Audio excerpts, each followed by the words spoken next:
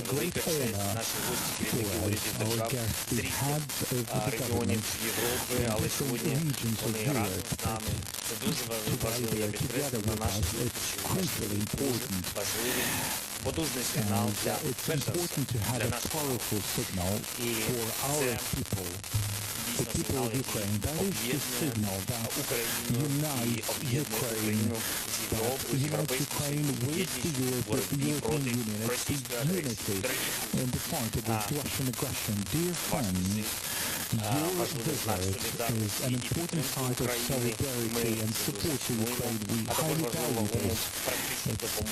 We highly value the practical assistance provided by your countries to Ukraine in this very difficult and turbulent times.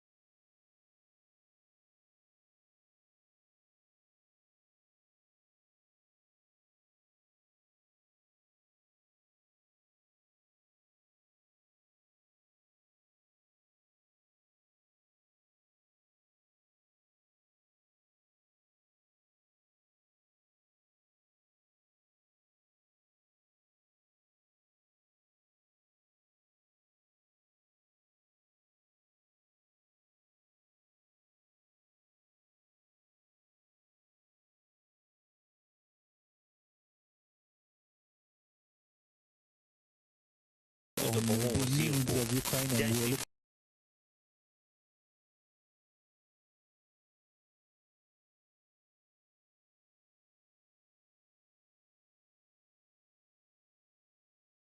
nation needs to defend itself. Ми вкотре пересвідчили, що Україна має потужну міжнародну підтримку. Ми цінуємо powerful international support. We are grateful for this international support. We have agreed on cooperating in further enforcement of sanctions. This process should continue as long as Russia would continue its aggression. And I would very much like, and we have common thoughts with the partners.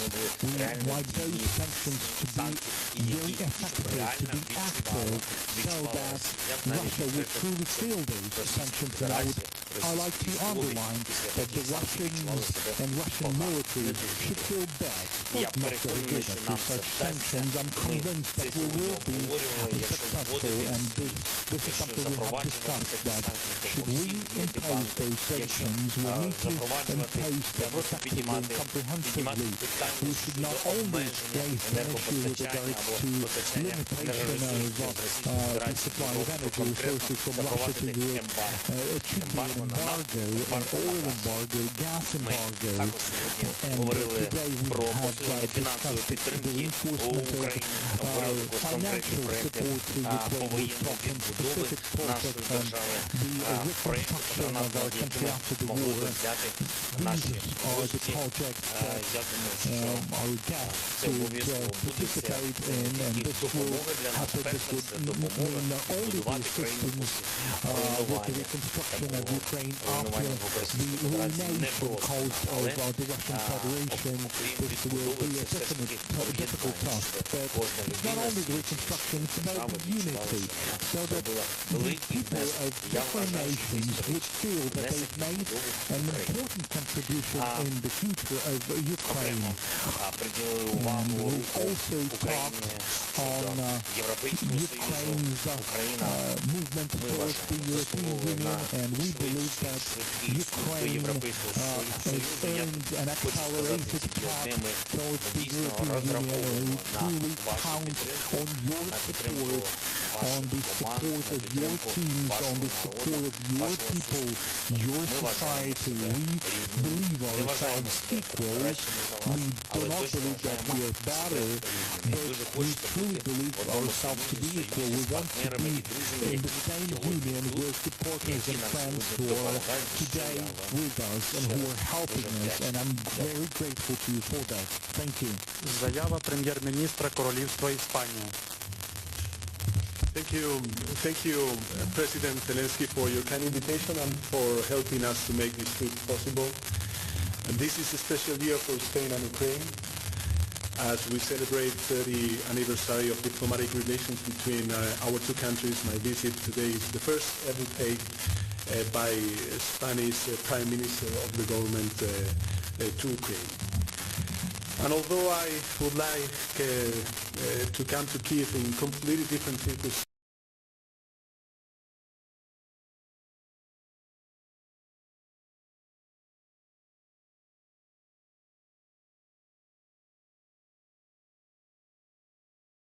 our full support to Ukraine in these very difficult times, and second, to warn President Putin about our firm determination to condemn this unfair and unjustified war.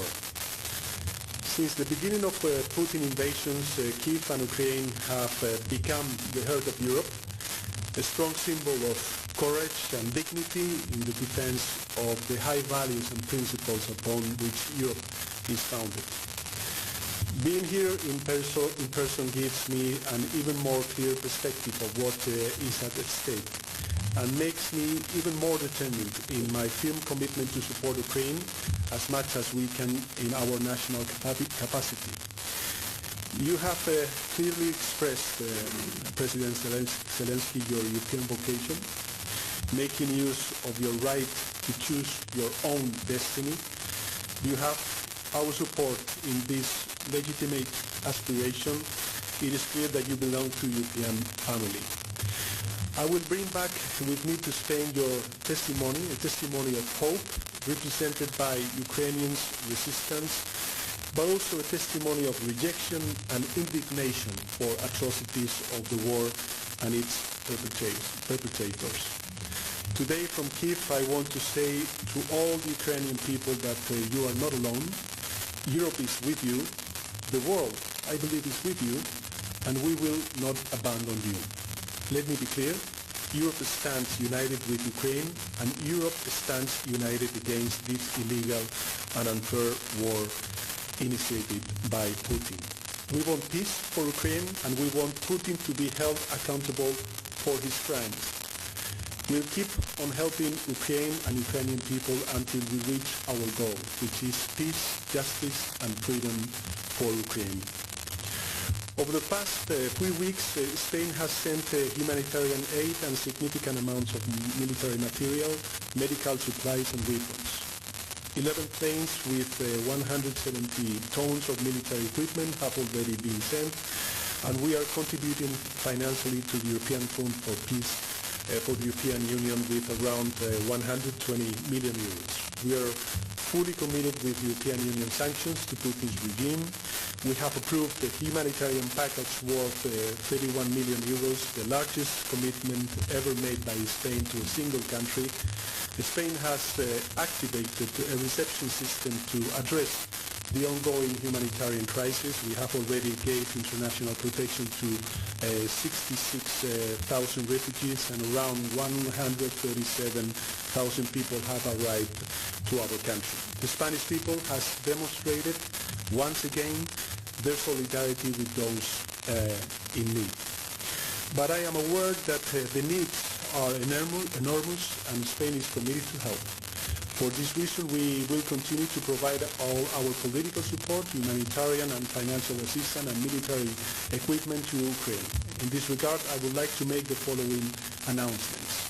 First, on the military side, I want to announce that a new shipment of military material is on its way to Ukraine. In fact, a ship of the Spanish Navy, the Isabel, sailed off today from a Spanish port bound for Poland, loaded with 200 tons of modern ammunition and other material. The ship carries 30 trucks, several special heavy transport vehicles, and 10 smaller vehicles loaded with the military material that will be transferred to Ukraine. This is the largest shipment made up to now, more than doubling what we have sent so far. Second, although the military support is essential to be able to win and end this war, I firmly believe that we must also fight against impunity. especially after visiting Borodyanka this morning. The atrocities committed in Ukraine cannot go unpunished. For this reason, my country, Spain, is going to immediately respond to the request for support made by the Office of the Prosecutor of the International Criminal Court, the ICC, to investigate and prosecute those responsible for committing war crimes, genocide, and crimes against humanity in Ukraine. Spain is going to make available to the ICC a multidisciplinary team composed of at least 8 agents from the Ministry of the Interior, together with a team of 39 forensic doctors to conduct field work, as well as other experts to conduct laboratory work from the Ministry of Justice. The fight against impunity is a priority for Spain, and we will continue to cooperate with the ICC in full collaboration with the European Commission. Third, we will continue to protect the most vulnerable. The humanitarian aid provided by Spain will give priority to minors and women who are particularly vulnerable in conflict situations. Out of the 31 million euros we have committed, 7 million euros will fund the work of UNICEF and the United Nations Population Fund for this purpose. And fourth, Spain is going to reopen the embassy in Kyiv. So President Zelensky, be sure that Spain is determined to support Ukraine in every way we can, and we will do so both bilaterally and within the framework of the European Union. Thank you very much. Заява прем'єр-міністра Королівства Данія. President Zelensky, thank you so much for receiving us in Kyiv today at a very difficult time for your country. I'm deeply moved by what I have seen, heard and felt here today. We have all worldwide seen the reports and images of the horrible crimes committed by Russia in Ukraine, but today we have seen it with our own eyes, and it is heartbreaking. I deeply admire the courage of the Ukraine people as you continue to defend your country against Russia's terrible war. And wherever you might be, home or abroad, I want you to know that all of Denmark stands behind you and your country in these dark times. From the beginning, Denmark has provided substantial support for Ukraine, politically, financially, through sanctions, and with needed equipment, especially the thing you needed the most, weapons. And we will do what we can to support Ukraine also in the future. I have therefore informed you, President Zelensky, today of substantial new contributions, including almost 600 Danish crowns, which is about $90 million for weapons. And this brings the total Danish military contribution to more than 1 billion Danish crowns. The support also includes demining, and we have seen it today how important it is if we want people to come back to the areas where they have lived their whole life. We have to demine, and we would like to work together with you to hopefully pave the way for reconstruction of Ukraine, especially in the areas where you have been able to push out the Russians, and congratulations on that. And we will support, as you also said, Petro, the ICC in order to investigate the horrible war crimes committed by Putin regime. We know that this is extremely important for all Ukrainians that the world knows what has been going on, and that the families will be able to have the concrete results, and at the same time that we make sure that those who are responsible for this will be punished in the future. I have also made it absolutely clear to the President Zelensky that Denmark will remain a long-term friend and partner. And we will also like to invest in the long-term rebuilding of Ukraine. When you were speaking to the Danish Parliament, Zelensky, you asked us to take a lead. You asked Denmark to take a lead in rebuilding the city of Mykolaiv. And today we have said yes to that request, and we look forward to that cooperation with you, of course, but also with other international partners. Putin has tried to divide us and to push Ukraine and Europe apart, and he has already failed in that. If anything, these last months have demonstrated without any question that is, Ukraine is a part of Europe. A united European Union and our global partners have imposed historic, harsh sanctions on Russia, and Denmark is, of course, ready to do more. Thank you so much for your leadership. The whole world is watching you, and all of us in Europe are supporting you. Дякую. Шановні колеги, журналісти, маєте можливість поставити кілька запитань. Давайте почнемо з Now we have a chance to ask the question, so let's start with TV2 Denmark. Rasmus Sanson from TV2 Denmark. Mr. Zelensky, the Spanish Prime Minister, the Danish Prime Minister, they just announced that they will bring more weapons to Ukraine. But is it enough?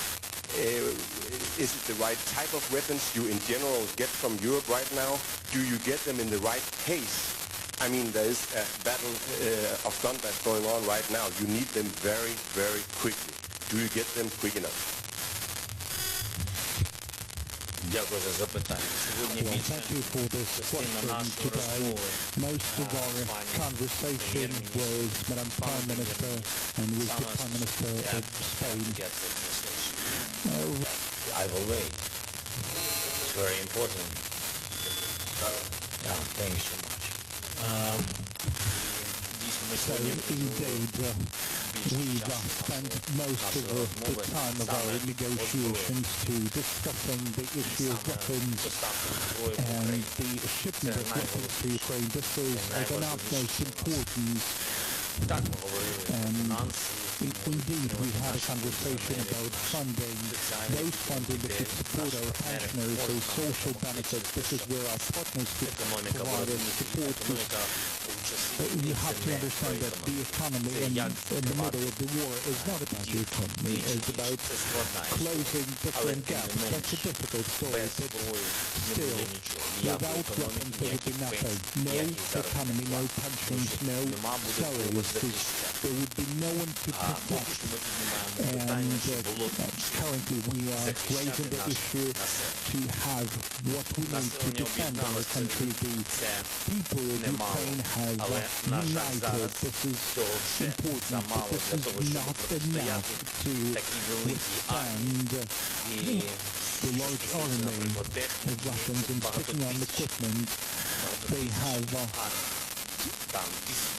thousands of tanks, thousands of armored vehicles, artillery, many others, missiles. Well, I'm sure you've all seen that. The missiles are hitting everywhere, and currently we are holding this defense perimeter, but this defense perimeter should not be made only out of our soldiers. All of them are heroes. We would like to build this defense perimeter not only with soldiers but with heavy weapons.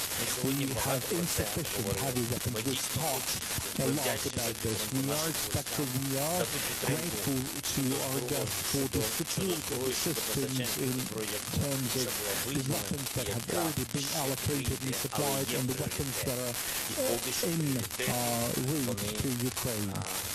As for the priority needs, we don't have enough of them in Ukraine. It's not a question to Denmark or Spain. A large army which doesn't care about soldiers. I'm talking about the Russian army. They don't care about casualties, but we care. And that's why we would like to save more lives. And to do that, we need heavy weapons, more of them. And frankly speaking, we don't have enough of them. ми дуже розраховуємо, що деякі речі є у наших цих країн. Я розумію, вони також для них дуже важливі. Ми говорили про те, що у нас буде можливість розраховувати на ці речі. Для нас це One more question. Mr. Zelensky, you were talking about sanctions. And in the European Union right now, you're discussing further sanctions. And I want to ask the Prime Minister of Spain and Denmark, are you ready to support sanctions also on oil and gas? First you. Well, thank you very much. First of all, let me say, thank you very much for this question, but let me say that the most important, I would say, position of the European Union is unity. And in this unity, we've been able over these past weeks to approve the 5 package of economic sanctions. Very, very important package of economic sanctions. Not only approved, but also starting to deliver these economic sanctions in our countries.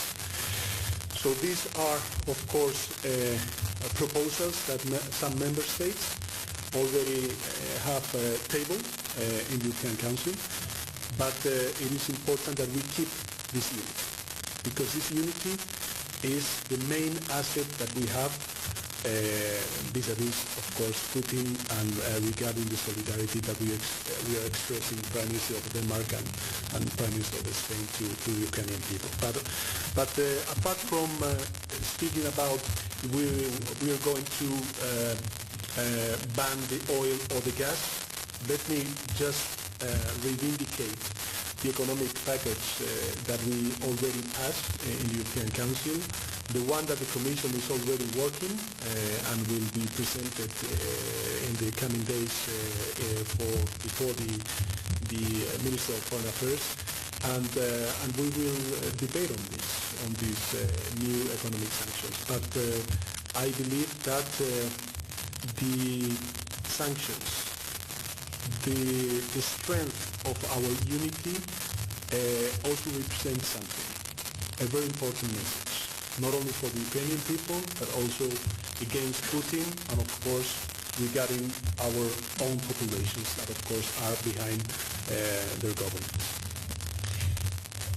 Sanctions are one of the most important tools we have in our pushback on Putin and Russia. And the Danish position is very clear. We have said from the very beginning that we want as hard sanctions as possible.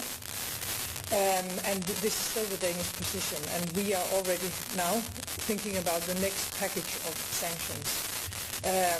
And next to that, I would like to also to underline that the unity when it comes to sanctions is extremely important. And gladly, we have been able not only to decide and implement sanctions within the European Union, but also with our close partners, US, Canada, UK, and so on. So we will continue to push on with sanctions. And then, Rasmus, you asked another question, is it enough what we're doing? And a short answer, Zelensky gave a very long answer, a short answer is no.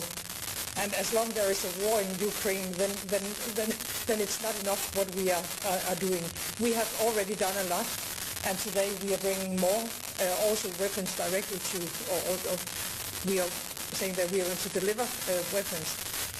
But I think both of us, Peter and I, are very much aware that as long as you need our support and help in all these different areas, humanitarian aid, financial support, political support, and also when it comes to weapons, we have to be prepared that this will maybe last for a long time, and we stand with you. Я говорив так довго. I talked for long.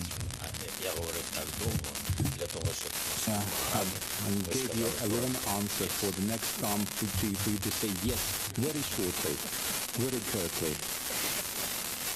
Далі наступне запитання. Next question, News United, please. Anne-Marie and Vasilieva from the United News Marathon of all the TV networks of Ukraine. I have two questions. One for President Zelensky. Today, Minister of Defense of Russia reported to Putin that Mariupol is taken by the Russian force, allegedly. Can you comment on this statement? And do you know anything about the destiny of our defenders in Mariupol? Is there any chance to save the heroic soldiers which are now defending the Azov Steel? The situation, as you know, is very difficult. The situation is very grave. Since yesterday, we cannot register any changes. You know that several thousand people were blocked. Of our military and civilians also, which have been in the basements of Azov Steel, and about 120,000. I was talking to my colleagues about that. About 120,000 blocked in Mariupol, the peaceful citizens of that town. As to the humanitarian corridors to evacuate those people, we are working on it continuously and persistently, and continuously we managed to save some people. The Russians are blocking this process all the time. We had the exchange proposals for the wounded for wounded, and there are such signals received by the Russian Federation. I'm aware that in our military, the Azov regiment, know about this information because we are in touch with our boys there. But is Mariupol taken? Is it a true statement? I don't know what they state, especially the Minister of Defense of the Russian Federation. I am aware of the fact that they have taken the major part of Mariupol a long time ago, and there's some part that is still a stronghold of our military, and they are still defending it. They're still there, as far as I'm concerned. Another question to Prime Minister of Spain. We know that in June the European Union is supposed to give us an answer whether the admission of Ukraine is possible, whether Ukraine can be a candidate for accession. And what's the position of Spain? What Spain would recommend to the EU colleagues of yours? We understand that our semi-devastated country is not a very attractive candidate from that point of view, but on the other hand, Ukraine is a shield between the democratic Europe and the barbaric world represented by Russia. So what will be the response of Spain, and are you ready to say yes to Ukraine? Thank you. Well, thank you for this question. You know, Spain is not a founder of the former economic European Union, and nowadays the European Union. No? So we entered in the European Union back in the 80s of the 20th century. So this means that for a country like Spain, we're always positive on enlargement procedures, and we're always positive on joining other member states the European Union project. This is, of course, the philosophy and always how we enter in these debates. Secondly, the accession of the European Union for a country is a process of adaptation and transformation. And I told President Zelensky that, of course, Spain will always support Ukraine in this path. And I'm sure that the outcome of this process of adaptation and transformation would be the one that you mentioned. Дякую. Radio Spain. Radio Spain, please. From Sevilla, National Radio. President Zelensky, thank you so much for having us here. You talk about Mariupol. President Putin said today that Russian forces have total control of the city, probably except this stronghold of Azovstal. And he doesn't care about the fate of those people there, the Ukrainian fighters, and even the civilians.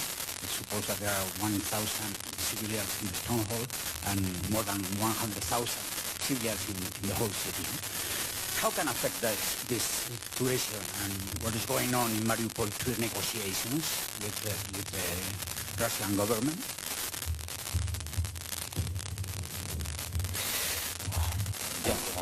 Thank you for this question.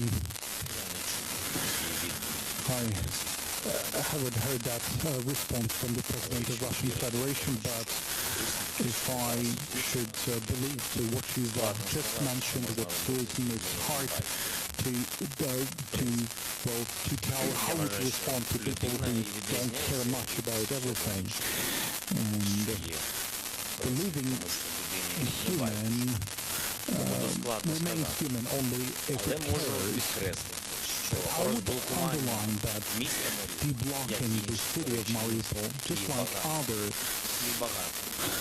cities of Ukraine, there's many of them, unfortunately, in Ukraine who were captured with their citizens hiding in the basements or being already tortured. And there's several ways of deblocking the city of Mariupol. There's a military way, and you need to prepare for that. And we are preparing to be capable of doing so. And this is where we would need the support of our partners. It would be difficult for us to be on our own. We would need some respective weapons to do that. But we are thinking of that. And then the other path, that's a diplomatic and humanitarian path. So even in case of people who don't care much, this could be a good path. We have offered several options, even an indirect option through mediators in the form of exchange to start exchanging wounded by wounded. There's over 400 wounded in this citadel, as you called it. Over 400 wounded. This is only about heavy servicemen. There is also wounded civilians, there is children, and I'm sure that they will survive and they will not forget about people who do care. So exchange of wounded, this is something we've talked about the exchange of our servicemen. We highly value the lives of our soldiers.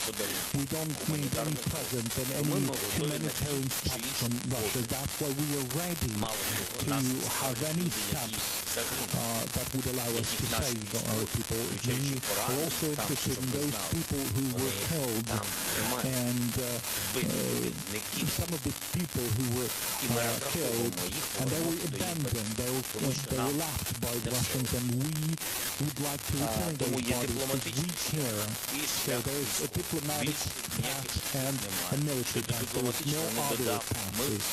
As for diplomatic, we've tried through Turkey, through the President Erdogan, if they are not willing to let the Ukrainians go to us, then they would be able to do that through the mediator. So we offered all the possible options. We're looking for their response. And a question for Prime Minister. After what you have seen today in the trip to Borodianka, the surrounding areas, the villages, after what you talk with the people, ordinary people in the streets of those areas that have been under Russian control, do you think that there has been committed war crimes? Even more, what do you think? You can say that this has been a kind of genocide, because there is some kind of polemic about that, the word genocide. What do you think about that? And if Mr. President and Madam Prime Minister doesn't care, if they don't mind, after your answer in English, we are Spanish media, radio, television, if you don't mind to repeat your answer after English, also in Spanish. Thank you. First of all, thanks for this question. I think that Prime Minister of Denmark said it in her first intervention. We were so touched in our visit this morning. Also with the opportunity to speak with some citizens that told us their experience under the Russian occupation of these cities. And well, this is not a question that we should answer. It would be the ICC. But I think crystal clear in my first intervention when I stated that, of course, it could be a potential genocide in Ukraine. And sorry if I go in Spanish. En primer lugar, muchísimas gracias por la pregunta. Como le decía antes, tanto la primera ministra danesa como yo mismo hemos tenido la ocasión de poder visitar algunas de las zonas afectadas por la invasión rusa, hoy liberadas y bajo el mando del gobierno ucraniano. Y nos hemos conmovido y nos hemos emocionado por los propios testimonios, tanto de los militares como de los propios vecinos y vecinas que durante días estuvieron bajo la ocupación rusa. Nos hablaron del trato que recibieron por parte de las tropas rusas, también de la imposibilidad que tuvieron muchos de los militares de poder recoger los cuerpos de sus compatriotas. Algunos de ellos debajo de los escombros tenían la constancia de que estaban vivos, pero no pudieron ser capaces de recuperarlos y por tanto murieron. Y en efecto todo eso es algo que, más allá, como decía la primera ministra danesa, de verlo en los medios de comunicación, y gracias además al trabajo que hacen ustedes, el poder verlo en primera persona es algo que emociona. Y en ese sentido, y respondiendo a su pregunta, creo que en mi primera intervención he sido claro. No solamente estamos hablando de crímenes de lesa humanidad, crímenes de guerra, sino que efectivamente tendrá que ser la Corte Penal Internacional la que, en fin, certifique o no si se han producido un caso de genocidio aquí. Pero yo en mi primera intervención he abierto lógicamente la puerta a ello. Okay, thank you very much. Нас захід завершено. This is the end of the press conference. Thank you.